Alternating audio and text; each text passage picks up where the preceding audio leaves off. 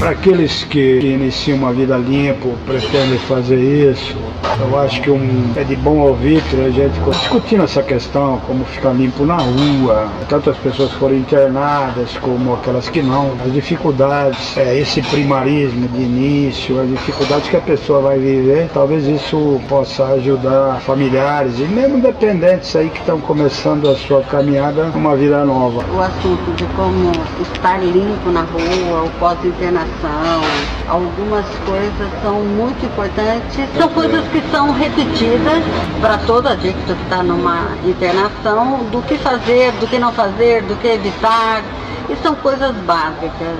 A importância é muito grande disso. Muitas vezes não se entende o porquê. O ser humano, ele quer desafio para se sentir capaz, que é o maior prazer do ser humano, né? Se sentir capaz. Depois de ter consciência da doença que o adicto tem, ele tem que refletir sobre quais desafios ele vai enfrentar, o que dá para ele e o que não dá. Às vezes, entendendo ou não o evite, é fundamental que se evite. Belo trocadilho, muito bom. Eu acho que o que poderia se considerar é que são duas vidas, né? Aliás, é muito mais interessante você ter uma sobrevida do que só uma vida. Eu particularmente acredito que tem um período de formação, que a infância é fundamental entender, né, as relações, a relação de poder da família com aquela criança que futuramente poderá ser um dependente, traz essa aptidão no seu físico, e depois todo um tempo onde a pessoa vai tentar suprir as suas dificuldades usando droga, buscando segurança, alegria, como a Yara acabou de dizer aí. Então, para que eu saia de um sistema de condicionamentos que estão muito arraigados dentro de mim e consiga ir para outra vida, tem que haver um programa que apoie isso. É como se fosse uma espécie de tutela. Eu preciso de alguém ou alguma coisa que me ajude a ascender a uma vida onde eu construa uma qualidade mínima para poder me manter limpo. Eu acho que quando a gente passa um período de tempo, né, internado, meses, 4, 5, 6, às vezes até mais, né, em uma comunidade, é evidente que a gente passa aí por algumas reflexões, né, pelo autoconhecimento, para olhar para a sua própria vida. E quando você está na rua, você está sendo a todo momento estimulado por coisas que nem sempre eu vou conseguir dar conta daquilo, né, sem buscar alguma coisa que possa me dar uma condição de enfrentar nessas situações. A gente precisa realmente de alguma coisa que nos tutele, né? O ideal seria que eu tivesse uma autotutela, né? Mas isso depende de uma construção longa, depende também de cada indivíduo, né? Então eu preciso de alguns mecanismos muito rápidos e imediatos que me dão uma condição de o meu objetivo primeiro, né? Que é não voltar a usar substâncias químicas aí que alterem minha mente, não é? E a gente encontra isso nos grupos de apoio. Significa assim, eu estou bastante cru ainda, estou num processo de uma construção que vai me trazer defesas, mas que ele é lenta essa construção. E os grupos me dão uma mão imediata ali para que eu não encontre uma situação de frustração, de sucesso, de volta ao uso muito rápido. Sobre a tutela, né, de ser tutelado, é muito interessante essa questão, porque existem vários tipos, né, de pessoas que têm o problema da adicção. De uma maneira geral, eu posso falar sobre dois, não que existam dois apenas, mas tem aquele que é norteado pela rebeldia, que ele apressa as coisas, ou ele quer ser do contra, ou ele quer impor algo que pensa que é o legal, enfim. E se mantém numa imaturidade por muito tempo, na tentativa e no erro. E quando a gente vai para o empirismo, não acerta ou erra, né, a gente erra pra caramba. E às vezes não se apercebe dos erros, porque tem um incômodo muito grande interno. Então eu tenho que provar, eu tenho que provar, eu tenho que provar a mim mesmo, ao mundo, ao meu pai, à minha mãe, enfim, né? Baixar a guarda e dizer, não, me dá um toque aí porque eu não sei como é que faz. Ô mãe, como é que faz bolo de fubá?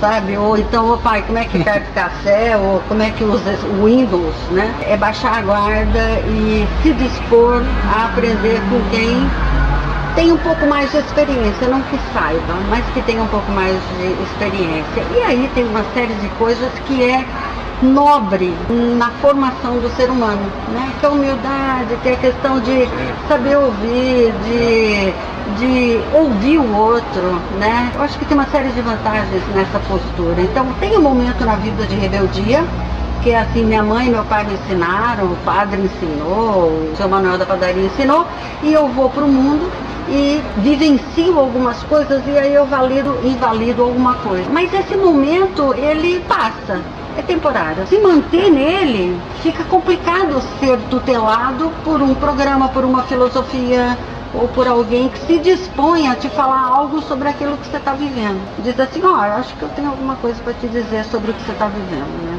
E a gente também tem um outro estilo de vida, ou tipo, que é o travado, ou a trava, né? Então temos uma trava. Somos impedidos por algo interno de me manifestar. Então eu tenho uma trava que me impede de me mostrar no mundo como eu sou, me impede de dar a minha opinião, me impede inclusive de formar a minha própria opinião sobre algo, e não impor a minha opinião. É ter algo interno que faça sentido, porque o mundo, ele vai invadindo a gente por tantos lados e por todos os sentidos, que eu começo a cumprir scripts impostos pela sociedade e esqueço ou não dou conta de me formar. Então eu preciso de ajuda nesse momento. O dependente químico, ou dependente de uma forma geral, eu acho que com um pouco mais de necessidade do que um ser normal sem adicção. Não o normal, mas sem a adicção. Porque a adicção atrapalha muito, ele distorce muito, ele provoca comportamentos, né, que a sociedade desclassifica. Então vai dificultando. Então a tutela, ela é fundamental. Esse é o primeiro passo e eu acho muito importante a cada minuto.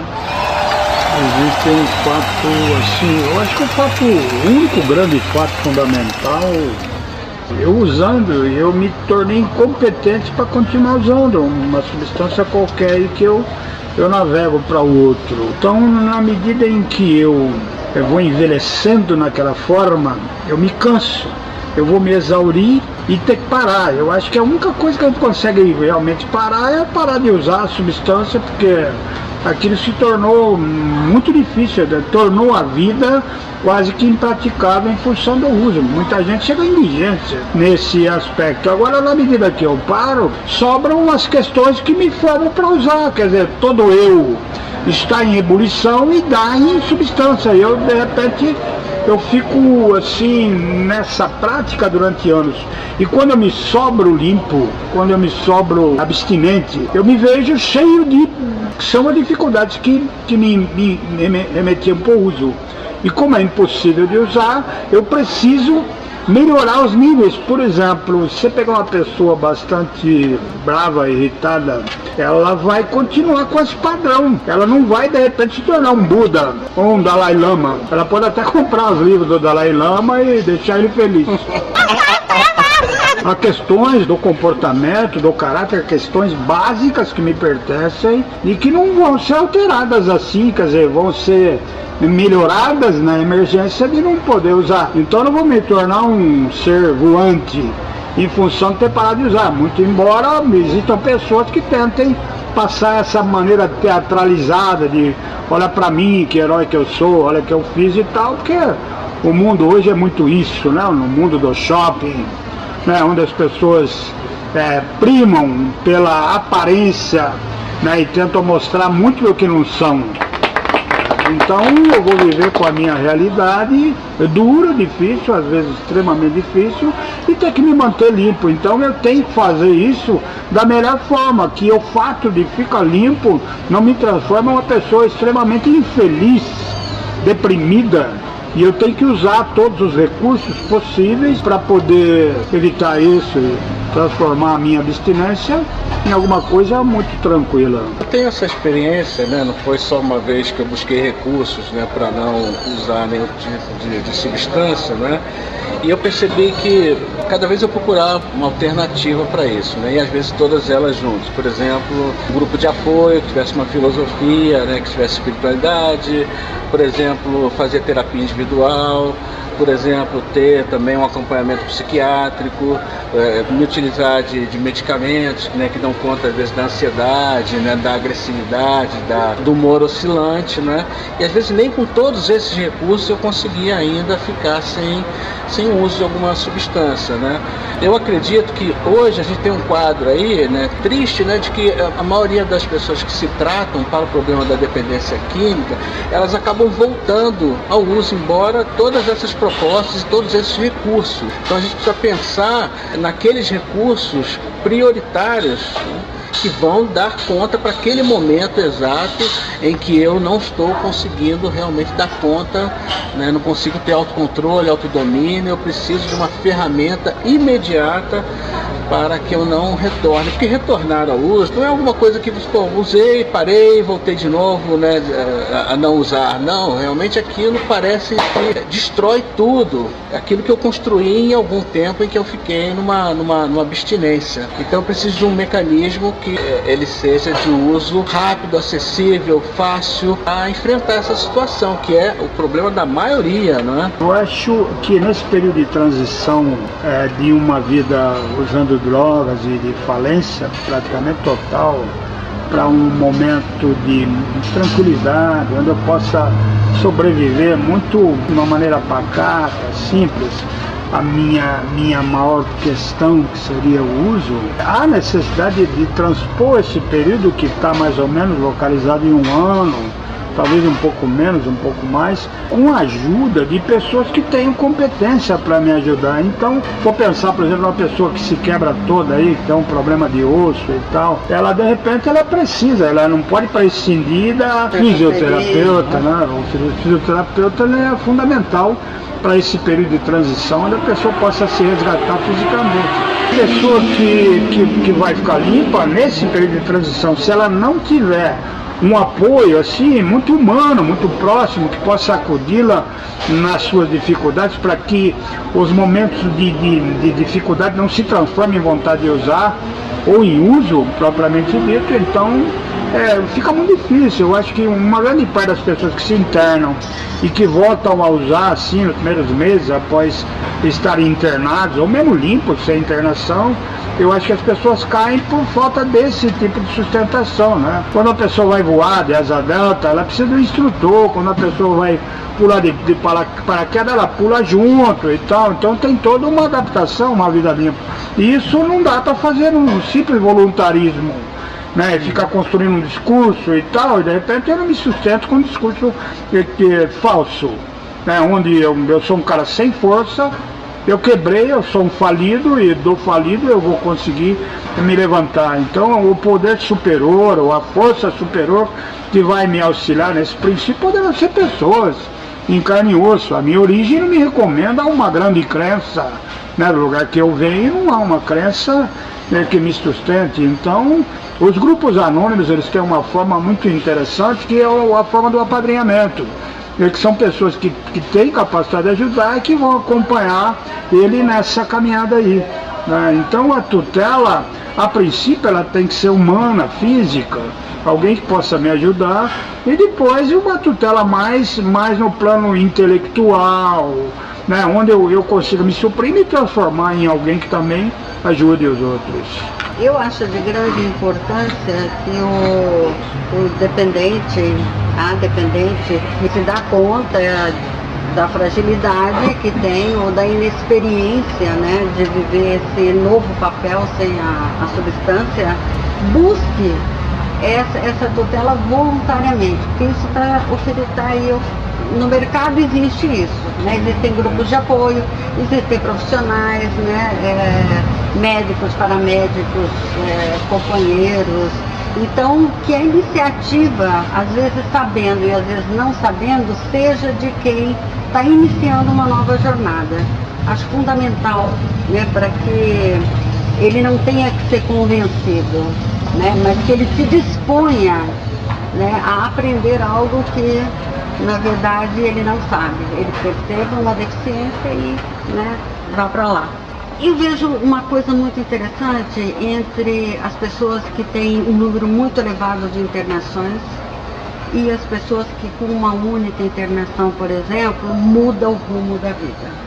Que diferença é essa? Eu atribuo a procurar ajuda, eu atribuo a ser tutelado por alguém ou por alguma instituição, eu atribuo a rebeldia de querer se impor algo que eu não sei, né, impor a ideia que se tem sobre isso, em vez de buscar essa ideia que se tem. Dentro desse contexto, o que é importante é assim, depois que eu saio de uma internação, eu volto a sentir as coisas, porque no momento da internação eu vou começar a refletir sobre coisas que eu não refletia, sobre aquilo que aconteceu comigo, aí eu começo a perceber as coisas que estão e as pessoas que estão ao meu redor, tudo que foi comprometido. Eu me apercebo que o mundo é imenso e que o número de pessoas que estão ligadas a mim também é muito grande. Então tem a avó, tem a tia-avó, tem a mãe, tem a irmã, tem o cachorro, tem o meu curso de inglês, tem o encontro com alguém que eu deixei de ir. Então eu começo a me sensibilizar com algumas coisas que eu voluntariamente ou por uma inabilidade eu me mantive adormecido, porque eu não aguentava. O mundo ele vai ser muito grande e a minha sensibilidade vai me colocar num mundo quase que indecifrável. E aí eu vou precisar suportar a minha sensibilidade, ou eu vou me tornar uma pessoa que racionaliza quase tudo. E eu não vou ter mais uma curiosidade do mundo, eu vou me impedir assim, de interagir com outras pessoas, de me mostrar e de aprender com o outro. Então, a tutela, voltando à tutela, aquela que eu vou buscar, ou aquela que quem precisa vai buscar naquilo que precisa, para eu poder elaborar a minha sensibilidade. Eu particularmente acredito que aquilo que chamam de recuperação, parar de usar e conseguir ter uma vida limpo e coexistir aí sem precisar usar, eu acho que está muito ligada à percepção de que existem mais pessoas no mundo. A dependência química, ela tem o seu núcleo, a sua natureza no isolamento egoísta, onde a pessoa se vê como se estivesse dentro de um tubo de espelho e para todo lado que ela olha só vê ela. E quando eu vou me exaurir daquela forma de uso, quando eu vou me exaurir, quando eu vou cansar, e isso vai acontecer, vai se tornar possível uma vida limpa na medida em que eu percebo que existem outras pessoas que só têm o azar de ter meu sobrenome ou meu sangue nas suas veias. E aí eu torno possível uma vida limpa, porque esse é o fim do isolamento. É onde eu sou capaz, a partir do fundo do meu egoísmo que quase me destruiu, de conseguir olhar para o mundo e gritar: tem alguém aí, por favor, alguém aí, me ajude. E aí a ajuda vai aparecer quando eu verbalizo isso. Eu percebo o seguinte, que nos programas, um programa como um programa dos grupos de apoio, né, que é uma filosofia que olha para o adicto de um modo geral, né? Eu enfrentei, por exemplo, essa semana uma situação, né, que eu percebi que eu não tinha um mecanismo ainda de defesa para não passar, né, do sentimento para a ação, né?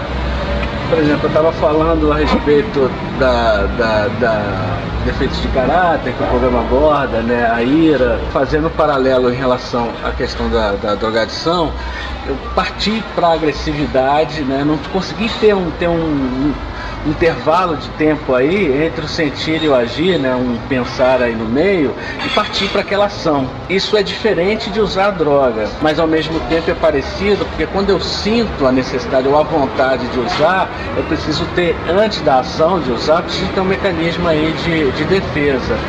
Então eu acho que cada um tem que olhar para si e ver quais são aquelas áreas que mais ameaçam, né? Isso é individual, não tem como você tratar isso de uma maneira generalizada, né? Você criar um mecanismo que sirva para todas as pessoas, para você ter esse intervalo de tempo aí.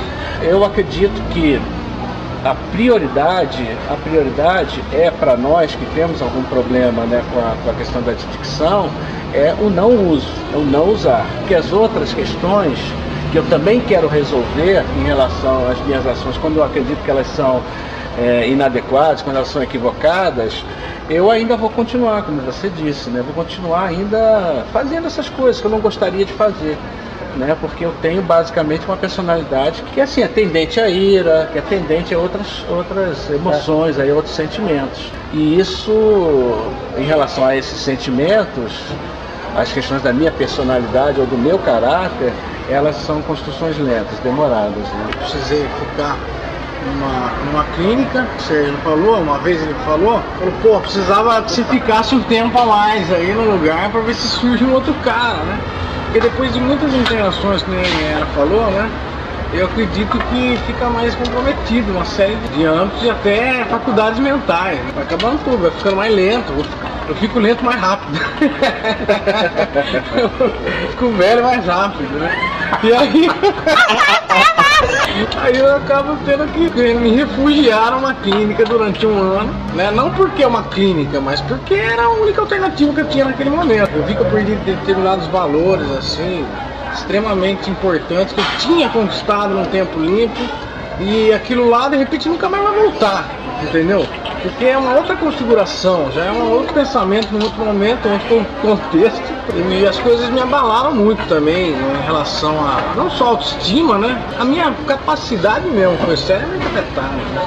Sou um cara que eu não gravo mais muita coisa. Não foi tudo, né? Não se esgotou, calma, mas ainda tenho 30, dá pra correr um pouco. Não sou um cara que consigo uma jornada de trabalho muito longa. Sou um cara que o cigarro acabou comigo, junto com as outras substâncias, e hoje eu tive que me refugiar na clínica pra esperar o tempo passar. Pô, o que seria isso, né? O que o tempo diria a respeito nesse sentido, né? Por que esse tempo teve que ser maior, teve que ser dessa maneira, e por que para a maioria das pessoas tem que ser realmente dessa maneira? Parece que eu vejo, no âmbito que eu trabalho, eu vejo que as pessoas que têm várias internações acabam tendo que recorrer a esse mesmo recurso.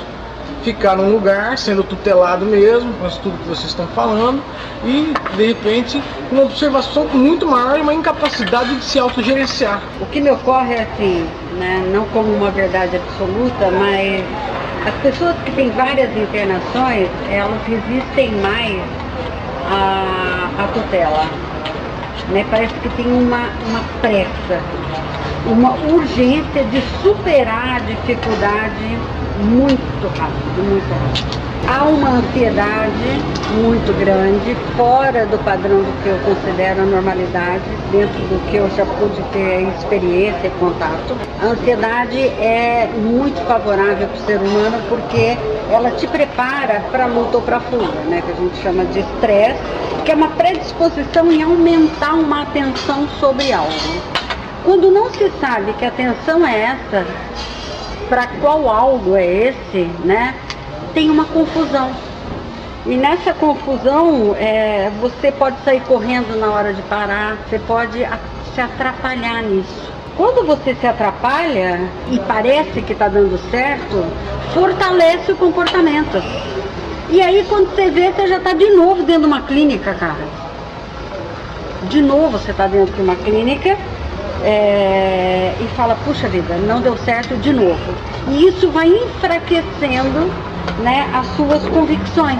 Parece que nada do que você pensa, nada do que você elabora, ou a forma como você decifra o mundo, não funciona. E a necessidade disso se construir novamente também vem o sinal de urgência e emergência. Então eu meio que faço as coisas, não encaixo bem o Lego, né? E deixo lá montado no meu quarto, e quando eu volto depois da escola, o Lego despencou de novo. E refazer isso acaba sendo aborrecido, enjoativo, meu grau de interesse, a minha atenção, tudo vai sendo minada. É importante, a primeira coisa, para entrar em recuperação, é saber que daqui para frente você vai ter que ter muita calma. Você vai ter que ter muita calma. Você vai ter que ter muita calma. Porque para fazer várias coisas, às vezes a gente tem que pensar muito rápido. Porque no contexto que a gente está hoje, né, a gente faz 3, 4, 10 coisas ao mesmo tempo, né? Mas se transformar, né, para evoluir dentro da sua condição de eu, leva tempo, é um processo. Então há que ter calma, há que se olhar, há que se perceber, buscar ajuda, conversar. É fundamental para o socorro. Fechando. Essa semana. Quando vai te ver com isso, é bem legal, né?